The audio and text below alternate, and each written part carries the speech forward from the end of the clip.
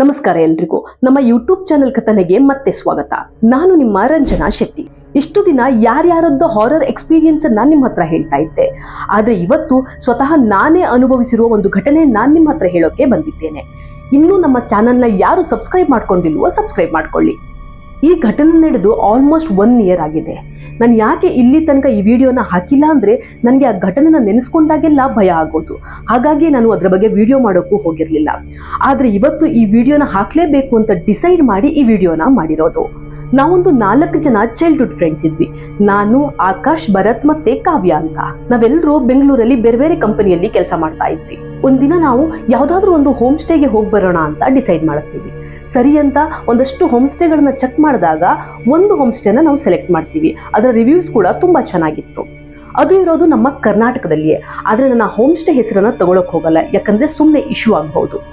2 ದಿನದ ಮುಂಚೆನೆ ಆ ಹೋಮ್ ಸ್ಟೇನ ಬುಕ್ ಮಾಡಿ ನಾವು 4 ಜನ ನಮ್ಮದೇ ಕಾರಲ್ಲಿ ಹೊರಡ್ತೀವಿ. ಬೆಳಿಗ್ಗೆ 3 ಗಂಟೆಗೆ ಎದ್ದು ಗಾಡಿ ಪೂಜೆ ಎಲ್ಲ ಮಾಡಿ ನಾನು ಮತ್ತೆ ಕಾವ್ಯ ಹಿಂದೆ ಹೋಗಿ ಕೂತ್ಕೋಬೇಕಾದ್ರೆ ಆಕಾಶ್ ಹಿಂದಿನ ಡೋರ್ನ ಸ್ಪೀಡ್ ಆಗಿ ಹಾಕಿದ್ದಕ್ಕೆ ಕಾವ್ಯನ ಕೈ ಅದರಲ್ಲಿ ಸಿಕ್ಕಾಕೊಂಡು ಕೈ ಜಜ್ಜಿ ಹೋಗುತ್ತೆ. ನಮ್ಮ ಹತ್ರ ಫಸ್ಟ್ ಏಡ್ ಬಾಕ್ಸ್ ಇದ್ದಿದ್ರಿಂದ ಹಂಗೋ ಹಿಂಗೋ ಟ್ರೀಟ್ ಮಾಡಿ ಹೊರಡ್ತೀವಿ. ಆದ್ರೆ ನಮ್ಗೆಲ್ಲರಿಗೂ ಸ್ವಲ್ಪ ಬೇಜಾರಾಗುತ್ತೆ, ಯಾಕೆಂದ್ರೆ ಹೊರಡೋ ಮುಂಚೆನೆ ಈ ರೀತಿ ಆಯ್ತಲ್ಲ ಅಂತ. ಆದ್ರೆ ಅವರಿಬ್ರು ಯಾಕೆ ಸುಮ್ಮನೆ ಟೆನ್ಷನ್ ಮಾಡ್ಕೊಂತೀರಾ, ಹಂಗೇನಾಗೋದಿಲ್ಲ, ಆರಾಮಾಗಿರಿ ಅಂತ ಹೇಳ್ತಾರೆ. ನಾವು ಸರಿ ಅಂತ ಹೋಮ್ ಸ್ಟೇಗೆ ಹೊರಡ್ತೀವಿ. ನಾವು ಅನ್ಕೊಂಡಂಗೆ ಬೆಳಿಗ್ಗೆ 7:15ಗೆ ನಾವು ಹೋಮ್ ಸ್ಟೇನ ರೀಚ್ ಆಗ್ತೀವಿ. ಅಲ್ಲಿ ತಿಂಡಿ ಎಲ್ಲ ಮುಗಿಸ್ಕೊಂಡು ಒಂದಷ್ಟು ಗೇಮ್ಸ್ ಎಲ್ಲ ಆಡ್ಕೊಂಡು ಮಧ್ಯಾಹ್ನ ಊಟ ಮುಗಿಸಿ ಸ್ವಿಮ್ಮಿಂಗ್ ಪೂಲ್ ಅಲ್ಲಿ ಸ್ವಲ್ಪ ಹೊತ್ತು ಆಡಿ ನೈಟ್ ಫೈರ್ ಕ್ಯಾಂಪ್ ಎಲ್ಲ ಮುಗಿಸ್ಕೊಂಡು ರಾತ್ರಿ 1 ಗಂಟೆ ಹಾಗೆ ನಮ್ಮ ರೂಮ್ನ ಹಿಂದೆ ಇರುವ ಬಾಲ್ಕನಿ ಹತ್ರ ಬಂದು ಕೂತ್ಕೋತೀವಿ. ನಮ್ಗೆ ಯಾರಿಗೂ ಕುಡಿಯೋ ಅಭ್ಯಾಸ ಇಲ್ಲದೆ ಇರೋದ್ರಿಂದ ನಾವು 4 ಜನನು ಆ ಬಾಲ್ಕನಿಯಲ್ಲಿ ಕೂತ್ಕೊಂಡು ಲೂಡೋ ಆಡ್ತಾ ಇದ್ವಿ. ಆ ಬಾಲ್ಕನಿಯ ಎದುರುಗಡೆ ಒಂದು ಪಾಳು ಬಿದ್ದ ಬಾವಿ ಇತ್ತು. ಅದರ ಪಕ್ಕದಲ್ಲಿಯೇ ಅಡುಗೆ ಮಾಡೋ ಶೆಡ್ ಇತ್ತು. ನಾವು ಹೀಗೆ ಆಟ ಆಡ್ತಿರ್ಬೇಕಾದ್ರೆ ಆ ಬಾವಿಗೆ ಯಾರೋ ಜೋರಾಗಿ ಕಲ್ಲೆಸೆದ ಹಾಗೆ ಸೌಂಡ್ ಕೇಳಿಸುತ್ತೆ. ನಾವೆಲ್ಲರೂ ನೋಡಿದಾಗ ಅಲ್ಲಿ ಯಾರು ಕೂಡ ನಮ್ಗೆ ಕಾಣಿಸಲ್ಲ. ಮೋಸ್ಟ್ಲಿ ಯಾವುದೋ ತೆಂಗಿನಕಾಯಿ ಬಿದ್ದಿರಬಹುದು ಬಾವಿಗೆ ಅಂತ ಹೇಳಿ ನಾವು ಸುಮ್ಮನಾಗ್ತೀವಿ, ಯಾಕೆಂದ್ರೆ ಆ ಬಾವಿಯ ಪಕ್ಕದಲ್ಲೇ ಒಂದು ತೆಂಗಿನ ಮರ ಕೂಡ ಇತ್ತು. ಇದೆಲ್ಲ ಆಗಿ ಒಂದು ಸ್ವಲ್ಪ ಹೊತ್ತಾದ್ಮೇಲೆ ಕಾವ್ಯ ವಾಶ್ರೂಮ್ಗೆ ಹೋಗಿ ಬರ್ತೀನಿ ಅಂತ ಎದ್ದು ಹೋಗ್ತಾಳೆ. ಅವಳು ವಾಶ್ರೂಮ್ಗೆ ಹೋಗಿ 15-20 ನಿಮಿಷ ಆದ್ರೂ ಕೂಡ ವಾಪಸ್ ಬರೋದಿಲ್ಲ. ನಾನು ಇವಳೆಲ್ಲ ಹೋದ್ಲಪ್ಪ ಅಂತ ನೋಡ್ಕೊಂಡು ಬರ್ತೀನಿ ಅಂತ ಅವಳನ್ನ ಕರ್ಕೊಂಡು ಬರೋಕ್ಕೆ ಹೋಗ್ತೀನಿ. ನನಗೆ ಅವಳು ರೂಮಲ್ಲಿ ಎಲ್ಲೂ ಕಾಣಿಸಲ್ಲ. ನಾನು ಆಗ ಭರತ್ ಮತ್ತೆ ಆಕಾಶ್ನ ಇವಳೆಲ್ಲೂ ಕಾಣಿಸ್ತಾ ಇಲ್ಲ ಬನ್ನಿ ಅಂತ ಕರಿತೀನಿ. ನಾವು 3 ಜನ ಕೆಳಗಡೆ ಎಲ್ಲ ಹೋಗಿ ನೋಡ್ತೀವಿ, ಆದ್ರೆ ನಮ್ಗೆಲ್ಲೂ ಕೂಡ ಕಾವ್ಯ ಸಿಗಲ್ಲ. ಹಾಗೆ ನಾವು ಅವಳನ್ನ ಹುಡುಕ್ತಾ ರೆಸಾರ್ಟ್ನ ಹಿಂದೆ ಹೋದಾಗ ಅವಳು ಅದೇ ಬಾವಿಯ ಹತ್ರ ನಿಂತಿದ್ಲು. ಅವಳನ್ನ ನೋಡಿ ನಮ್ಗೆಲ್ಲರಿಗೂ ಶಾಕ್ ಆಯಿತು, ಯಾಕೆಂದ್ರೆ ಇವಳು ಯಾಕೆ ಆ ಬಾವಿ ಹತ್ರ ಬಂದ್ಲು, ಅದು ಅಲ್ಲದೆ ನಾವು ಅಲ್ಲೇ ಬಾಲ್ಕನಿಯಲ್ಲಿ ಮೇಲ್ಗಡೆ ಕೂತಿದ್ವಿ, ಇವಳು ಬಂದಿದ್ದು ಕೂಡ ನಾವು ನೋಡಿಲ್ವಲ್ಲ ಅಂತ. ನಾವು ಅವಳನ್ನ ಅಲ್ಲಿಂದ ಕರ್ಕೊಂಡು ಮೇಲ್ಗಡೆ ಬರ್ತೀವಿ. ಆದ್ರೆ ಅವಳು ಎಷ್ಟೇ ಕರೆದ್ರೂ ಬರ್ತಾ ಇರಲ್ಲ. ನಾವು ಅವಳನ್ನ ಎಳ್ಕೊಂಡು ಬರ್ತೀವಿ. ಅವಳನ್ನ ಅಲ್ಲೇ ರೂಮಲ್ಲೇ ಹಾಸಿಗೆ ಮೇಲೆ ಮಲಗಿಸಿ ಏನಾಯ್ತು ಅಂತ ಕೇಳಿದ್ರೆ ಅವಳು ಏನು ಕೂಡ ರೆಸ್ಪಾಂಡ್ ಮಾಡ್ತಾ ಇರಲ್ಲ. ಆಕಾಶ್ ಯಾವಾಗ್ಲೂ ಕಾರಲ್ಲಿ ನಮ್ಮ ದೈವದ ಪ್ರಸಾದನ ಇಟ್ಕೊಂಡಿರ್ತಾನೆ. ಅವ್ನು ಹೋಗ್ಬಿಟ್ಟು ಆ ಪ್ರಸಾದವನ್ನ ತಗೊಬಂದು ಅವಳ ಹಣೆಗೆ ಹಚ್ತಾನೆ. ಒಂದು 15-20 ನಿಮಿಷ ಆದ್ಮೇಲೆ ಅವಳು ಎದ್ದು ಕೂತ್ಕೋತಾಳೆ. ಆಗ ನಾವು 3 ಜನ ಅವಳ ಹತ್ರ ಏನಾಯ್ತು ನಿನ್ಗೆ, ನೀನ್ ಯಾಕೆ ಅಲ್ಲಿ ಹೋಗಿದ್ದೆ ಅಂತ ಕೇಳಿದ್ರೆ ಅವಳಿಗೆ ಏನೂ ಗೊತ್ತಿಲ್ಲ ಅನ್ನೋ ತರ ಬಿಹೇವ್ ಮಾಡ್ತಾಳೆ. ನಾನ್ ಯಾವಾಗ ಅಲ್ಲಿ ಹೋಗಿದ್ದೆ, ನಾನ್ ಯಾಕೆ ಅಲ್ಲಿ ಹೋಗಿದ್ದೆ, ನಿಮ್ ಜೊತೆನೆ ಕೂತ್ಕೊಂಡು ಲೂಡೋ ಆಡ್ತಾ ಇದ್ದೆ ಅಲ್ಲ ಅಂತೆಲ್ಲ ಹೇಳೋಕ್ ಶುರು ಮಾಡ್ತಾಳೆ. ನಮ್ಗೆ ಅವಳ ಮಾತು ಕೇಳಿ ಕೈ ಕಾಲೇ ಆಡಲ್ಲ.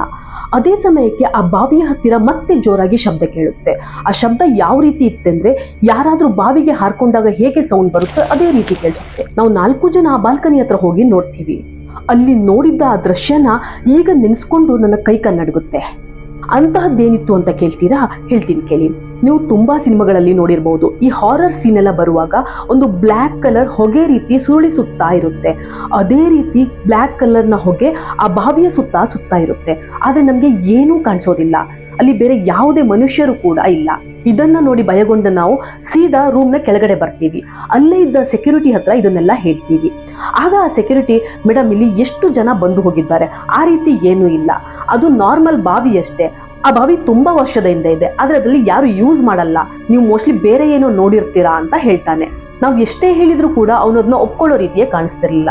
ಅವಾಗ ನಮ್ಗೆ ಅನ್ಸುತ್ತೆ ಅಲ್ಲೇನಾದ್ರೂ ನೆಗೆಟಿವ್ ಇದ್ರೂ ಕೂಡ ಅವರು ಒಪ್ಕೊಳ್ಳಲ್ಲ, ಯಾಕೆಂದ್ರೆ ಅದು ಅವರ ಬಿಸ್ನೆಸ್ಗೆ ಪ್ರಾಬ್ಲಮ್ ಆಗ್ಬಹುದು ಅಂತ ಅನ್ಕೊಂಡು ನಾವು 4 ಜನ ಮಾತಾಡ್ಕೊಂಡು ಇನ್ನೂ ಇಲ್ಲಿ ಜಾಸ್ತಿ ಹೊತ್ತಿದ್ರೆ ನಮ್ಗೆ ಪ್ರಾಬ್ಲಮ್ ಆಗ್ಬಹುದು, ಸೊ ನಾವು ಹೊರಡೋಣ ಅಂತ ಅನ್ಕೊಂತೀವಿ. ಆಗ ಆ ಸೆಕ್ಯೂರಿಟಿ ಹತ್ರ ಮ್ಯಾನೇಜರ್ ಎಲ್ಲಿದ್ದಾರೆ ಅಂತ ಕೇಳಿದಾಗ ಆ ಸೆಕ್ಯೂರಿಟಿ ಮ್ಯಾನೇಜರ್ನ ಕಾಲ್ ಮಾಡಿ ಕರೀತಾನೆ. ನಾವು ಆ ಮ್ಯಾನೇಜರ್ ಹತ್ರ, ಸರ್ ಸ್ವಲ್ಪ ಫ್ಯಾಮಿಲಿ ಎಮರ್ಜೆನ್ಸಿ ಇದೆ, ನಾವು ಈಗಲೇ ಹೊರಡಬೇಕು, ಸ್ವಲ್ಪ ಬೇಗ ಚೆಕ್ಔಟ್ ಪ್ರೊಸೆಸ್ನ ಮಾಡ್ತೀರಾ ಅಂತ ಕೇಳ್ತೀವಿ. ಅವರು ಅದಕ್ಕೆ ಒಪ್ಕೋತಾರೆ. ಚೆಕ್ಔಟ್ ಪ್ರೋಸೆಸ್ ಎಲ್ಲ ಮಾಡಿಬಿಟ್ಟು ನಾವು ಅಲ್ಲಿಂದ ಹೊರಡ್ತೀವಿ. ಹೋಮ್ ಸ್ಟೇನ ಎಂಟ್ರಿ ಇರೋದು ಹೋಮ್ ಸ್ಟೇ ಎದುರುಗಡೆ ಗೇಟ್ ಹತ್ರ, ಹೋಮ್ ಸ್ಟೇ ಎಕ್ಸಿಟ್ ಇರೋದು ಹೋಮ್ ಸ್ಟೇನ ಬ್ಯಾಕ್ ಗೇಟ್ ಹತ್ರ. ಸೊ ನಾವ್ ಇವಾಗ ಆ ಬ್ಯಾಕ್ ಗೇಟ್ ಇಂದಾನೆ ಹೋಗ್ಬೇಕು. ಆ ಬಾವಿ ಕೂಡ ಇರೋದು ಅಲ್ಲೇ. ನಾವು ಆ ಬ್ಯಾಕ್ ಗೇಟ್ ಇಂದ ಹೋಗ್ಬೇಕಾದ್ರೆ ಗೇಟ್ ಅನ್ನ ದಾಟಿ ಆದ್ಮೇಲೆ ಆಕಾಶ್ ಮಿರರ್ ಅಲ್ಲಿ ನೋಡಿದಾಗ ಅವನಿಗೆ ಆ ಬಾವಿ ಹತ್ತಿರ ಯಾರೋ ಒಬ್ರು ನಿಂತ್ಕೊಂಡಿರೋ ಹಾಗೆ ಕಾಣಿಸುತ್ತೆ. ಆಗ ಅವನು ನಮ್ಮೆಲ್ಲರ ಹತ್ರನು ಮಿರರ್ ಅಲ್ಲೇ ನೋಡಿ ಹಿಂದೆ ತಿರುಗಿ ನೋಡ್ಬೇಡಿ ಅಂತ ಹೇಳ್ತಾನೆ. ನಾವೆಲ್ಲರೂ ಮಿರರ್ ಅಲ್ಲಿ ನೋಡಿದಾಗ ಯಾವುದೋ ವ್ಯಕ್ತಿ ನಮ್ಮ ಕಾರ್ ಹತ್ರನೇ ನಡ್ಕೊಂಡು ಬರ್ತಿರೋ ಹಾಗೆ ಕಾಣಿಸುತ್ತೆ. ಭಯಕ್ಕೆ ಭರತ್ ಕಾರ್ ಸ್ಟಾರ್ಟ್ ಮಾಡಿ ಸ್ಪೀಡ್ ಆಗಿ ಹೊರಡ್ತಾನೆ. ಸುಮಾರು 1-2 ಕಿಲೋಮೀಟರ್ ಮುಂದೆ ಹೋಗಿರ್ಬಹುದು. ಕಾವ್ಯ ಜೋರಾಗಿ ಹೊಟ್ಟೆ ನೋವು ಅಂತ ಅಳೋಕೆ ಶುರು ಮಾಡ್ತಾಳೆ. ನಮ್ಗೆಲ್ಲರಿಗೂ ಭಯ ಆಗಕ್ಕೆ ಶುರುವಾಗುತ್ತೆ. ಯಾಕೆಂದ್ರೆ ಅದು ತುಂಬಾ ಕಾಡು ಪ್ರದೇಶ, ಅಲ್ಲಿ ಯಾವುದೋ ಹಾಸ್ಪಿಟಲ್ಲೋ ಮೆಡಿಕಲೋ ಸಿಗೋ ತರನೇ ಕಾಣಿಸ್ತಾ ಇರಲ್ಲ. ಅವಳನ್ನ ಎಷ್ಟೇ ಸಮಾಧಾನ ಮಾಡಿದ್ರು ಕೂಡ ಅವಳು ಸಮಾಧಾನ ಆಗ್ತಾನೆ ಇರಲಿಲ್ಲ. ಸ್ವಲ್ಪ ಮುಂದೆ ಹೋದ್ಮೇಲೆ ಒಂದು ಪೆಟ್ರೋಲ್ ಬಂಕ್ ಸಿಗುತ್ತೆ. ಭರತ್ ಆ ಪೆಟ್ರೋಲ್ ಬಂಕ್ ಅವ್ರ ಹತ್ರ ಹೋಗಿ, ಸರ್ ಇಲ್ಲೆಲ್ಲಾದ್ರೂ ಹಾಸ್ಪಿಟಲ್ ಅಥವಾ ಮೆಡಿಕಲ್ ಸಿಗುತ್ತಾ ಅಂತ ಕೇಳಿದಾಗ, ಸರ್ ಇನ್ನೊಂದು 5 ಕಿಲೋಮೀಟರ್ ನಿಮ್ಗೆ ಯಾವುದೇ ಹಾಸ್ಪಿಟಲ್ ಮೆಡಿಕಲ್ ಸಿಗಲ್ಲ, 5 ಕಿಲೋಮೀಟರ್ ಆದ್ಮೇಲೆ ಒಂದು ಕ್ಲಿನಿಕ್ ಇರುತ್ತೆ, ಅದು ಓಪನ್ ಆಗಿರುತ್ತೆ ನೈಟ್ ಕೂಡ ಅಂತ ಹೇಳ್ತಾನೆ. ಸರಿ ಅಂತ ಭರತ್ ಸ್ವಲ್ಪ ಸ್ಪೀಡ್ ಆಗಿನೇ ಹೋಗ್ತಾನೆ. ಸ್ವಲ್ಪ ಮುಂದೆ ಹೋಗ್ತಾ ಆ ರೋಡ್ ಸ್ವಲ್ಪ ಘಾಟ್ ಸೆಕ್ಷನ್ ತರ ಇತ್ತು, ಕೆಳಗಡೆ ಪ್ರಪಾತ ಬೇರೆ ಇತ್ತು. ಹಾಗಾಗಿ ಭರತ್ ಸ್ವಲ್ಪ ನಿಧಾನಕ್ಕೆ ಕಾರ್ ಓಡಿಸ್ಕೊಂಡು ಹೋಗ್ತಾ ಇದ್ದ. ಸಡನ್ ಆಗಿ ಏನಾಯ್ತು ಗೊತ್ತಿಲ್ಲ, ಭರತ್ಗೆ ಕಾರ್ನ ಕಂಟ್ರೋಲೇ ಸಿಗೋದಿಲ್ಲ. ಎಷ್ಟೇ ಬ್ರೇಕ್ ಹಾಕಿದ್ರು ಕೂಡ ಕಾರ್ ನಿಲ್ತಾನೆ ಇರಲ್ಲ. ಸೀದಾ ಹೋಗಿ ಅವನೊಂದು ಕಲ್ಲಿಗೆ ಗುದ್ದುತ್ತಾನೆ.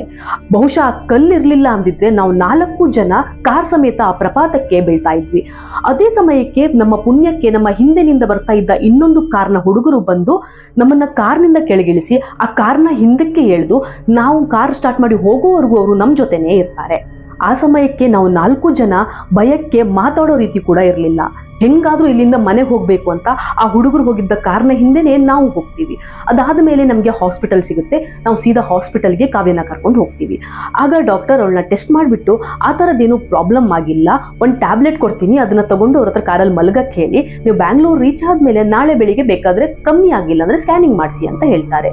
ಸರಿ ಅಂತ ನಾವು ಅಲ್ಲಿಂದ ಹೊರಡ್ತೀವಿ. ಇನ್ನು ನಾವು ಬ್ಯಾಂಗ್ಳೂರ್ ರೀಚ್ ಆಗಕ್ಕೆ 2-3 ಗಂಟೆ ಬಾಕಿ ಇತ್ತು. ಆಲ್ರೆಡಿ ಇಷ್ಟೆಲ್ಲ ನೋಡಿದ್ ನಮಗೆ ನಾವಿನ್ನು ಬ್ಯಾಂಗ್ಳೂರ್ ರೀಚ್ ಆಗೋದ್ರೊಳಗಡೆ ಏನೇನು ನೋಡಬೇಕು ಅಂತ ಭಯ ಶುರುವಾಗಿತ್ತು. ಆದ್ರೂ ನಾವು 4 ಜನ ಧೈರ್ಯ ಮಾಡ್ಕೊಂಡು ಅಲ್ಲಿಂದ ಹೊರಡ್ತೀವಿ. ಕಾವ್ಯ ಕಾರಲ್ಲೇ ಮಲ್ಕೊಂಡಿದ್ಲು. ಸ್ವಲ್ಪ ಮುಂದೆ ಹೋದ್ಮೇಲೆ ಕಾವ್ಯ ಸಡನ್ ಆಗಿ ಭರತ್ ಹತ್ರ ಕಾರ್ ನಿಲ್ಸೋಕೆ ಹೇಳ್ತಾಳೆ. ನಾವು ಮೋಸ್ಟ್ಲಿ ಅವಳಿಗೆ ವಾಮಿಟ್ ಬರ್ತಿದ್ಯೇನೋ ಅಂದ್ಬಿಟ್ಟು ನಾನು ಅವಳ ಹತ್ರ ಕೇಳ್ತೀನಿ, ಯಾಕೆ ಏನಾಯ್ತು, ವಾಮಿಟ್ ಏನಾದ್ರು ಬರ್ತಾ ಇದೆಯಾ ಅಂತ. ಅವಳು ಭರತ್ ಹತ್ರ ಕಾರ್ ನಿಲ್ಸು ಅನ್ನೋದನ್ನ ಬಿಟ್ಟು ಬೇರೆ ಏನೂ ಹೇಳ್ತಾ ಇರ್ಲಿಲ್ಲ. ಭರತ್ ಸ್ವಲ್ಪ ಮುಂದೆ ಹೋಗಿ ಕಾರ್ನ ನಿಲ್ಲಿಸ್ತಾನೆ. ಅವಳು ಕಾರ್ ಡೋರ್ ಓಪನ್ ಮಾಡಿ ಕೆಳಗಡೆ ಇಳಿತಾಳೆ. ನಾನು ಕೂಡ ಅವಳ ಹಿಂದೆನೆ ಇಳಿತೀನಿ. ಅವಳು ಕೆಳಗಡೆ ಇಳಿದವಳು ಯಾರನ್ನೋ ಹುಡ್ಕೋ ರೀತಿ ಹಿಂದೆ ಮುಂದೆ ಎಲ್ಲ ನೋಡ್ತಾ ಇದ್ಲು. ನಾನು ಅದಕ್ಕೆ ಅವಳ ಹತ್ರ ಯಾಕೆ ಏನಾಯ್ತು, ಯಾರನ್ನ ಹುಡುಕ್ತಾ ಇದೀಯಾ ಅಂತ ಕೇಳ್ತೀನಿ. ಆಗ ಅವಳು ನಿಧಾನಕ್ಕೆ ಗೊಣಗ್ತಾ ಇದ್ಲು. ಇಲ್ಲೇ ಇದ್ಲಲ್ಲ ಎಲ್ಲಿ ಹೋದ್ಲು, ಇಲ್ಲೇ ಇದ್ಲಲ್ಲ ಎಲ್ಲಿ ಹೋದ್ಲು ಅಂತ. ಆಕಾಶ್ ಮತ್ತೆ ಭರತ್ ಯಾರೇ ಕೇಳಿದ್ರು ಕೂಡ ಅವಳು ಏನು ಕೂಡ ರೆಸ್ಪಾಂಡ್ ಮಾಡಲ್ಲ. ಆಗ ಆಕಾಶ್ ಅವಳ ಕೈಯನ್ನ ಜೋರಾಗಿ ಹಿಡ್ಕೊಂಡು, ಯಾಕೆ ಹೀಗೆ ಬಿಹೇವ್ ಮಾಡ್ತಿದ್ಯಾ, ಏನಾಯ್ತು ಹೇಳು, ಯಾರಿದ್ದಾರೆ ಇಲ್ಲಿ ಅಂತ ಕೇಳ್ತಾಳೆ. ಆಗ ಅವಳು ಆಕಾಶ್ನ ಎಷ್ಟು ಭಯಂಕರವಾಗಿ ನೋಡ್ತಾಳಂದ್ರೆ ನಾವೆಲ್ಲರೂ ಮುಖ ನೋಡ್ಕೋತಾ ಇದ್ವಿ. ನಮ್ಗೆ ಏನ್ ಮಾಡೋದು ಅಂತಾನೂ ಗೊತ್ತಾಗಲ್ಲ. ಆಗ ಭರತ್ ಒಂದು ಕೈಯಿಂದ ಅವಳ ಕೈಯನ್ನ ಹಿಡ್ಕೊಂಡು ಇನ್ನೊಂದು ಕೈಯಿಂದ ಅವಳ ಬೆನ್ನನ್ನ ಹಿಡ್ಕೊಂಡು ಅವಳನ್ನ ಕಾರ್ ಹತ್ತಿರ ತಳ್ಳೋ ತರ ಮಾಡ್ತಾನೆ. ಆಗ ಭರತ್ಗೆ ಏನಾಯ್ತೋ ಗೊತ್ತಿಲ್ಲ, ಅವನು ಆಕಾಶ್ನ ಕಣ್ಸನ್ನೆಯಲ್ಲೇ ಕರೆದು ಅವಳ ಕೈಯನ್ನ ಹಿಡ್ಕೋ ಅಂತ ಹೇಳ್ತಾನೆ. ಆಕಾಶ್ ಅವಳ 2 ಕೈಯನ್ನ ಹಿಡ್ಕೊಂಡು ಭರತ್ ಅವಳ ಕಾಲನ್ನ ಹಿಡ್ಕೊಂಡು ಅವಳನ್ನ ಕಾರ್ ಒಳಗಡೆ ಹೋಗ್ಬಿಟ್ಟು ಮಲಗಿಸ್ತಾರೆ. ಆಗ ಭರತ್ ಮತ್ತು ಆಕಾಶ್ ಇಬ್ರು ಹೊರಗಡೆ ಬಂದು ನನ್ನ ಹತ್ರ ಹೇಳ್ತಾರೆ, ಅವಳು 100-150 kg ಅಷ್ಟು ಭಾರ ಅನ್ನಿಸ್ತಾ ಇದ್ದಾಳೆ, ಏನಾಗಿರ್ಬಹುದು ಅವಳಿಗೆ ಅಂತ. ಅವ್ರು ಹೇಳೋದನ್ನ ಕೇಳಿ ನನಗೆ ಮಾತೇ ಬರಲ್ಲ. ಯಾಕೆಂದ್ರೆ ಅವಳು ತುಂಬಾ ಸಣ್ಣ ಇರೋ ಹುಡುಗಿ, ಒಂದು 40-45 kg ಇರಬಹುದು. ಅವಳು ಹೇಗೆ ಅಷ್ಟು ಭಾರ ಆಗೋಕೆ ಸಾಧ್ಯ ಅಂತ. ಆಗ ನಾವು 3 ಜನ ಅವಳ ಕೈಯಲ್ಲಾಗಿರೋ ಒಂದು ಮಾರ್ಕ್ ಅನ್ನ ನೋಡ್ತೀವಿ. ಯಾರಾದ್ರೂ ಬಿಗಿಯಾಗಿ ಕೈಯನ್ನ ಹಿಡ್ಕೊಂಡು ಎಳ್ಕೊಂಡು ಹೋದಾಗ ಅವರ ಕೈ ಹಚ್ಗಳು ಹೆಂಗೆ ಬಿದ್ದಿರುತ್ತಲ್ಲ ಅದೇ ರೀತಿಯ ಮಾರ್ಕ್ ಅವಳ ಕೈಯಲ್ಲಿ ಇರುತ್ತೆ. ಆದ್ರೆ ನಾವ್ಯಾರು ಅವಳ ಕೈಯನ್ನ ಹಿಡಿದು ಎಳ್ದಿರೋದಿಲ್ಲ. ಅವಳು ಸ್ವಲ್ಪ ಜಾಸ್ತಿನೇ ಬೆಳ್ಳಗಿದ್ರಿಂದ ಆ ಕೈ ಬೆರಳುಗಳು ಹಾಗೆ ಕಾಣಿಸ್ತಾ ಇದ್ವು. ನಮ್ 3 ಜನಕ್ಕೂ ಏನ್ ಮಾಡೋದು ಅಂತ ಗೊತ್ತಾಗದೆ ಭರತ್ ಅವರ ಅಪ್ಪಂಗೆ ಫೋನ್ ಮಾಡಿ ಈ ವಿಷಯನೆಲ್ಲ ಹೇಳ್ತಾನೆ. ಆಗ ಅವರ ಅಪ್ಪ, ನೀವ್ ಎಲ್ಲಿನೂ ನಿಲ್ಸಕ್ ಹೋಗ್ಬೇಡಿ, ಸೀದಾ ಬೆಂಗಳೂರಿಗೆ ಬನ್ನಿ, ನನಗೆ ಗೊತ್ತಿರೋ ಒಬ್ರು ಸ್ವಾಮಿಗಳಿದ್ದಾರೆ, ನಾನು ಅವ್ರ ಹತ್ರ ಕರ್ಕೊಂಡು ಹೋಗ್ತೀನಿ, ಆದಷ್ಟು ಬೇಗ ಬನ್ನಿ ಅಂತ ಹೇಳ್ತಾರೆ. ನಾವು ಕೂಡ ಎಲ್ಲೂ ಕಾರ್ನ ನಿಲ್ಲಿಸದೆ ಸೀದಾ ಭರತ್ ಅವರ ಅಪ್ಪ ಹೇಳಿರೋ ಜಾಗಕ್ಕೆ ಹೋಗ್ತೀವಿ. ನಮ್ಮ ಪುಣ್ಯಕ್ಕೆ ಅವಳು ಕೂಡ ಮಧ್ಯದಲ್ಲಿ ಎದ್ದಿರೋದಿಲ್ಲ. ಅದು ಈ ದೆವ್ವ ಭೂತ ಬಿಡಿಸುವವರ ಮನೆ. ನಾವು ಅಲ್ಲಿಗೆ ಹೋದಾಗ ಕಾವ್ಯ ಸ್ವಲ್ಪ ವಿಚಿತ್ರವಾಗಿ ಬಿಹೇವ್ ಮಾಡೋಕ್ಕೆ ಶುರು ಮಾಡ್ತಾಳೆ. ಭಯ ಪಡೋದು, ಅಳೋದು, ಈ ರೀತಿ ಎಲ್ಲ ಮಾಡ್ತಾ ಇರ್ತಾಳೆ. ಆಗ ಆ ಸ್ವಾಮಿಗಳು ಕಾವ್ಯನನ್ನ ಅವರ ಹತ್ತಿರ ಕೂಸ್ಕೋತಾರೆ. ಆಗ ಅವಳು ಜೋರಾಗಿ ಕಿರ್ಚೋಕೆ ಶುರು ಮಾಡ್ತಾಳೆ. ಆದ್ರೆ ಸ್ವಾಮಿಗಳು ಅವರಿಗೆ ಏನೂ ಕೂಡ ಮಾಡಿರೋದಿಲ್ಲ. ಅವಳಿಗೆ ಏನಾಯ್ತೋ ಗೊತ್ತಿಲ್ಲ, ಜೋರಾಗಿ ಅಳೋದು, ಜೋರಾಗಿ ಕಿರ್ಚಾಡೋದೆಲ್ಲ ಮಾಡಕ್ ಶುರು ಮಾಡ್ತಾಳೆ. ನಮಗೆ ಇದನ್ನೆಲ್ಲ ನೋಡಿ ನಾವು ಯಾಕಾದ್ರೂ ಹೋಮ್ ಸ್ಟೇಗೆ ಹೋದ್ವಿ ಅಂತ ಅನ್ಸೋಕೆ ಶುರುವಾಗುತ್ತೆ. ಹಾಗೆ ಅವರು ಏನೇನೋ ಪೂಜೆಗಳನ್ನ ಮಾಡ್ತಾ ಇದ್ರು. ಸ್ವಲ್ಪ ಹೊತ್ತಾದ್ಮೇಲೆ ಅವಳಿಗೆ ಪ್ರಜ್ಞೆ ತಪ್ಪುತ್ತೆ. ಆಮೇಲೆ ಆ ಸ್ವಾಮಿಗಳು ನಮ್ಮನ್ನೆಲ್ಲ ಕರೆದು ಇನ್ನೊಂದು 15-20 ನಿಮಿಷ ಅವಳು ಸರಿ ಆಗ್ತಾಳೆ ಅಂತ ಹೇಳ್ತಾರೆ. ಆಗ ನಾವು ಏನಾಯ್ತು ಅಂತ ಕೇಳಿದಾಗ ಯಾವುದೋ ಒಂದು ಕೆಟ್ಟ ಆತ್ಮ ಅವಳ ದೇಹ ಸೇರಿದೆ, ಹಾಗಾಗಿ ಈ ರೀತಿ ಆಗ್ತಾ ಇರೋದು, ನೀವು ಅಲ್ಲಿಂದ ಬಂದಿದ್ದೇ ಒಳ್ಳೇದಾಯ್ತು, ಇಲ್ಲ ಅಂದ್ರೆ ಅವಳು ಪ್ರಾಣನೇ ಹೋಗ್ತಾ ಇತ್ತು ಅಂತ ಹೇಳ್ತಾರೆ. ಆಗ ಆಕಾಶ್, ನಾವೆಲ್ಲ ಚೆನ್ನಾಗಿದ್ದೀವಲ್ಲ, ನಮ್ಗೆಲ್ಲ ಆ ರೀತಿ ಏನೂ ಆಗಿರ್ಲಿಲ್ಲ, ನಾವು ಕೂಡ ಅದನ್ನೆಲ್ಲ ನೋಡಿದೀವಿ ಅಂತ ಹೇಳಿದಾಗ ಆ ಸ್ವಾಮಿಗಳು, ಅದು ಎಲ್ಲರಿಗೂ ಆಗಲ್ಲ, ಯಾರಿಗೆ ತುಂಬಾ ಧೈರ್ಯ ಕಮ್ಮಿ ಇರುತ್ತೋ, ಯಾರು ಎಲ್ಲದಕ್ಕೂ ಭಯ ಪಡ್ತಾರೋ ಅಂತವರ ದೇಹವನ್ನ ಬೇಗ ಸೇರ್ಕೊಳ್ಳುತ್ತೆ ಅಂತ ಹೇಳ್ತಾರೆ. ಅದಾಗಿ ಒಂದು 10-15 ನಿಮಿಷಕ್ಕೆ ಅವಳಿಗೆ ಎಚ್ಚರ ಕೂಡ ಆಗುತ್ತೆ. ತುಂಬಾ ಮೈಕೈ ನೋವು ಆಗ್ತಿದೆ ಅಂತ ಹೇಳ್ತಾ ಇದ್ಲು, ಆದ್ರೆ ನಾರ್ಮಲ್ ಆಗಿ ಇದ್ಲು. ಒಂದು 2-3 ದಿನಕ್ಕೆ ಅವಳು ಸರಿ ಕೂಡ ಹೋಗ್ತಾಳೆ. ಇದಿಷ್ಟು ನಮಗೆ ಹೋಮ್ ಸ್ಟೇಯಲ್ಲಿ ಆಗಿದ್ದ ಒಂದು ಭಯಾನಕ ಎಕ್ಸ್ಪೀರಿಯನ್ಸ್. ನಿಮ್ಗೆ ಯಾರಿಗಾದ್ರೂ ಹೋಮ್ ಸ್ಟೇಗೆ ಹೋಗಿದ್ದಾಗ ಈ ರೀತಿಯ ಅನುಭವಗಳಾಗಿದ್ರೆ ಕಾಮೆಂಟ್ ಮಾಡಿ. ಹಾಗೆ ಹಿಂದಿನ ವಿಡಿಯೋದಲ್ಲಿ ಮುನಾರ್ಗೆ ಹೋಗಿದ್ದ 2 ಹುಡುಗರ ಹಾಂಟೆಡ್ ಸ್ಟೋರಿಯನ್ನ ಹಾಕಿದ್ದೇನೆ, ಒಮ್ಮೆ ನೋಡ್ಕೊಂಡು ಬನ್ನಿ. ಹಾಗೆ ಇದೇ ರೀತಿಯ ವಿಡಿಯೋಸ್ಗಳಿಗೆ ನಮ್ಮ ಚಾನೆಲ್ನ ಸಬ್ಸ್ಕ್ರೈಬ್ ಮಾಡ್ಕೊಳ್ಳಿ.